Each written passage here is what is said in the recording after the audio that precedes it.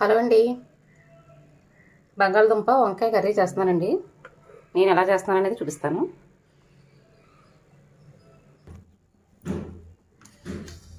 Oil పోస్తున్నానండి.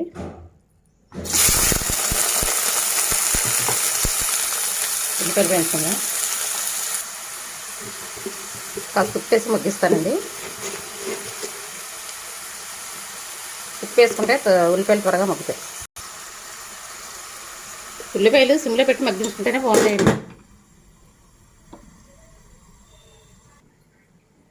ఉల్లిపాయ వేగిలోగా బంగాళదుంపలు కూడా కట్ చేస్తానండి. ఉల్లిపాయ మగ్గుతుందండి. ఇందులోనే కొంచెం పసుపు కూడా వేస్తున్నాను.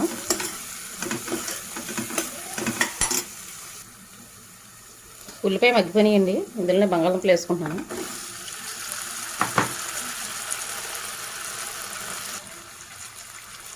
మూత పెట్టేసుకుందామండి. బంగాళదుంపలు కూడా బాగా మగ్గిన తర్వాత అప్పుడు వంకాయలు వేసుకుందాం. టమాటాలు కూడా కట్ చేస్తున్నానండి.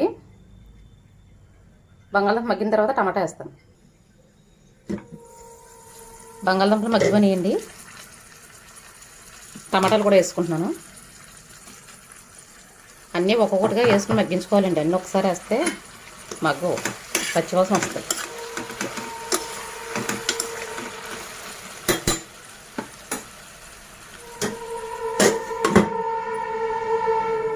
వంకాయలు కూడా కట్ చేసి పెట్టుకున్నానండి. వంకాయలని ఇలా ఉప్పు వేసి పెట్టుకోవాలి. కళ్ళు ఉప్పు వేసి ఉంచుకోవాలండి, లేదంటే నల్లగా అయిపోతాయి వంకాయ ముక్కలు. టమాటా కూడా మగ్గిపోయిందండి. వంకాయ ముక్కలు వేస్తున్నాను. వంకాయలు లాస్ట్లో వేసుకోవాలండి, ఎందుకంటే త్వరగా మగ్గిపోతాయి కదా. ఇవి ఒక్కొక్కటిగా నెమ్మదిగా మగ్గించుకోవాలండి. కూర ఎప్పుడు కూడా సిమ్లో పెట్టుకుని వండుకుంటే బాగుంటుంది. హైలో పెట్టామంటే పచ్చివాసన వస్తుందండి కూర ఎప్పుడు కూడా. ఇందులోనే కారం కూడా వేస్తానండి. నేను రోజు వండే కూరల్లో మసాలాలు వేయను, నాన్ వెజ్లో మట్టుగా వేస్తాను. కారం వేసి మగ్గించుకుంటే టేస్ట్ బాగుంటుందండి కూర.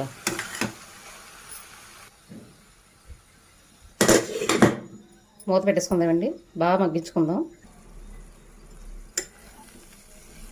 వంకాయలు గట్ట అన్నీ మగ్గిపోయినాయండి బాగానే. ఒక గ్లాసు వాటర్ పోసుకొని ఉడికించుకోవడమే కూర. కూర ఉడుకుతుందండి. సిమ్లో పెట్టి స్లోగా ఉడికించుకోవాలి కూరనే. కూర ఉడుకుతుందండి, స్లోగా ఉడుకుతుంది.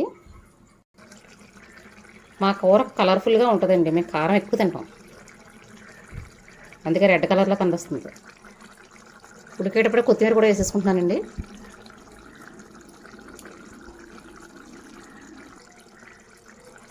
ఇంకా బాగా దగ్గరికి రావాలండి.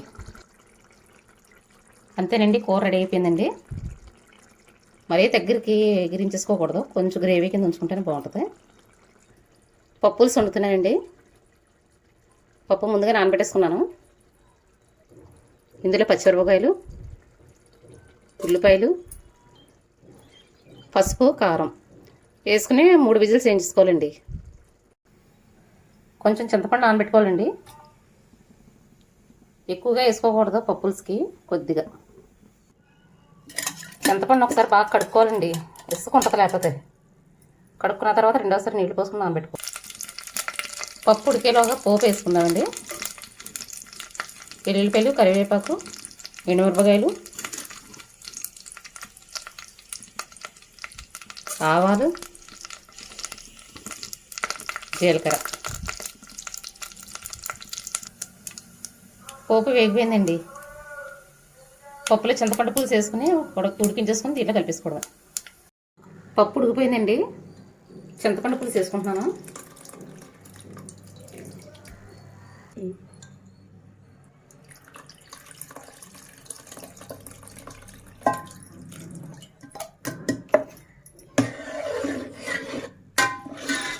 ఈ విధంగా ఉండాలండి, మరీ పలుచగా ఉండకూడదు. పప్పుచారులాగా పప్పు పొలుగ్గానే ఉండాలి.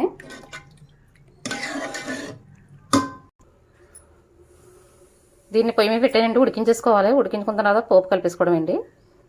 పప్పు పులుసులో టమాటాలు కట్ట ఏం వేయకూడదు. ఉల్లిపాయలు, పచ్చిమిరపకాయలు, ఉప్పు, కారం, పసుపు, అంతే అండి. టమాటా వేసుకుంటే పప్పు టమాటా అయిపోద్దండి. పులుసు పలచగా వేసుకున్నామంటే పప్పుచారు అయిపోద్ది. అటు ఇటు కాకుండా వండాలి పప్పు పులుసు అంటే. ఉడికిపోయిందండి, మరీ దగ్గరగా అవ్వకూడదు. అంతేనండి, పోపులో వేసుకున్నాను, రెడీ అయిపోయింది. కొత్తిమీర వేసుకున్నాం.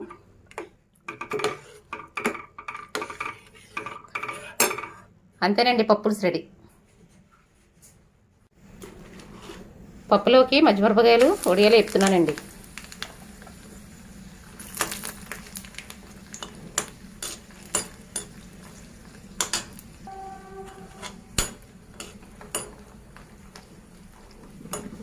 పప్పుకి మజ్జిమిరపకాయలు చాలా బాగుంటాయండి కాంబినేషన్.